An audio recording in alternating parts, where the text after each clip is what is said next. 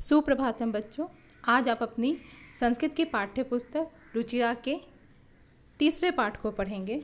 यह तीसरे पाठ का पहला वीडियो है, इसलिए इस वीडियो का नाम पाठ 3 भाग 1 है।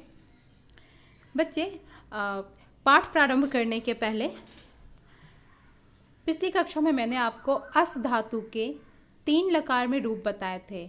अस धातु का मतलब होता है होना। उसके मैंने 3 लकार में आपको रूप बताए थे, लट लकार में, लुट लकार में और लंग लकार में।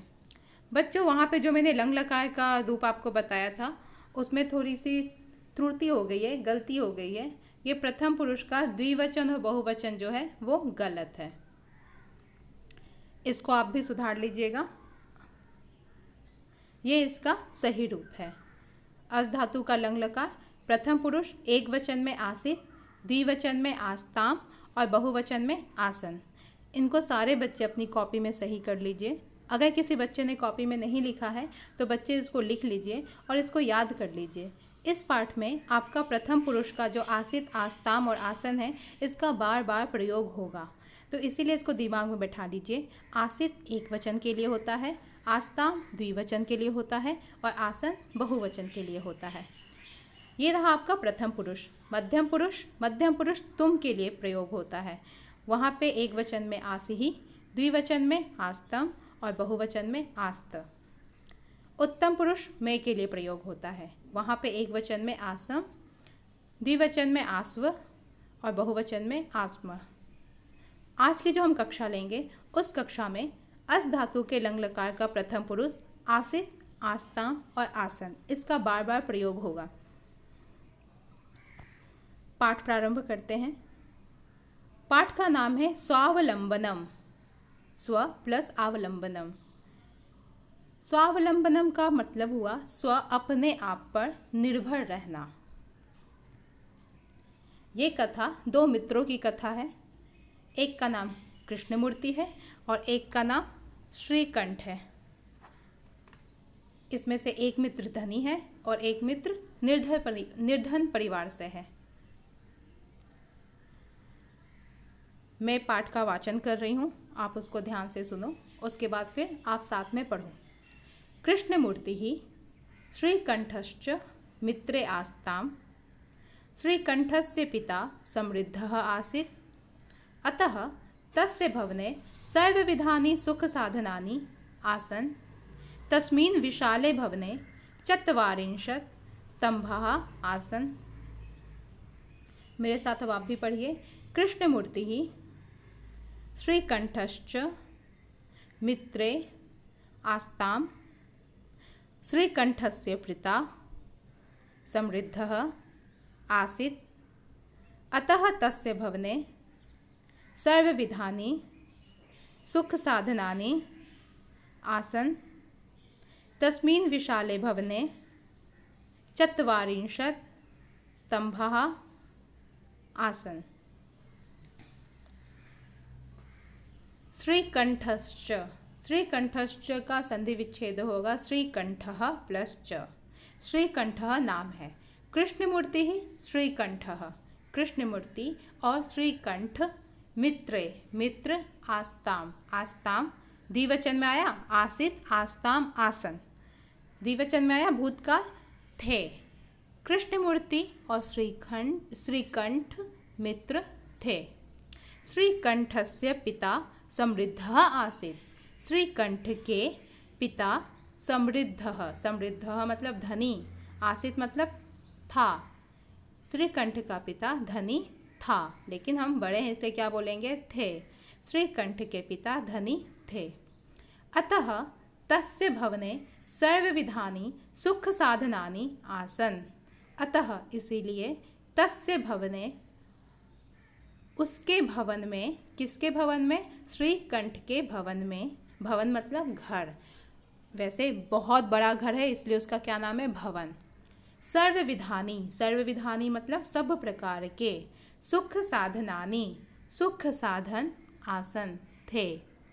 यहाँ देख रहे हैं तीनों का प्रयोग हो गया। आस्ताम 2 के लिए, आसित 1 के लिए और आसन बहुवचन के लिए। तस्मिन् विशाले भवने, उसके विशाल भवन में, उसके बड़े भवन में, किसके बड़े भवन में? श्रीकंठ के बड़े भवन में 44 स्तंभः आसन्। 44 मतलब 40 स्तंभ थे। स्तंभ मतलब हुआ खंबा, ठीक है, तो 40 खंबे थे। जैसा कि आप चित्र में देख रहे हैं, बड़ा सा भवन है और वहाँ पे बहुत सारे खंबे हैं। तस्य 18 प्रकोष्ठेषु 50 गवाक्षाः 44 द्वाराणि 36 विद्युद्व्यजनानि च आसन्। तत्र 10 सेवकाः निरन्तरं कार्यं कुर्वन्ति स्म। तस्य उसके 18 मतलब 18 प्रकोष्ठेषु, प्रकोष्ठ मतलब होता है कमरा, तो 18 कमरों में 50 गवाक्षा, 50 मतलब 50, गवाक्ष मतलब होता है खिड़की, गवाक्षाः खिड़कियाँ, उसके 18 कमरों में 50 खिड़कियाँ। 18 कमरे हैं और 18 कमरों में कितनी है टोटल मिला के? 50 खिड़कियाँ। 44 द्वाराणि, चतु मतलब 4, 44 मतलब 40, यानी कि 44 द्वाराणि, द्वाराणि मतलब दरवाजे, 44 दरवाजे। 36, षट मतलब 6, 63 मतलब 30, यानी 36 विद्युत व्यजनानी, विद्युत मतलब क्या हुआ आपका? बिजली, और व्यजनानी मतलब पंखे, 36 पंखे च और 36 पंखे आसन थे। तत्र 10 सेवकाः, वहाँ 10 सेवकाः, सेवकाः मतलब नौकर, निरंतरम लगातार, कार्यम कुर्वन्ति स्म, कार्य को करते थे। मतलब आपको देख रहे हो कितना समृद्ध परिवार है। एक तो उनका घर इतना बड़ा है कि उसका भवन का नाम है, फिर उनके घर में 40 खंबे हैं, उसके बाद फिर वहाँ पे 18 कमरे हैं। आप सोचो कितना बड़ा होगा, 18 कमरे हैं, और कमरों में मिला के 50 खिड़कियाँ हैं, उसके बाद 44 मतलब 44 दरवाजे हैं, और 36 पंखे हैं, और वहाँ पे 10 उनके नौकर भी हैं जो वहाँ पे लगातार काम करते हैं। ये कौन है? ये श्री कंठ का घर बता रहा है।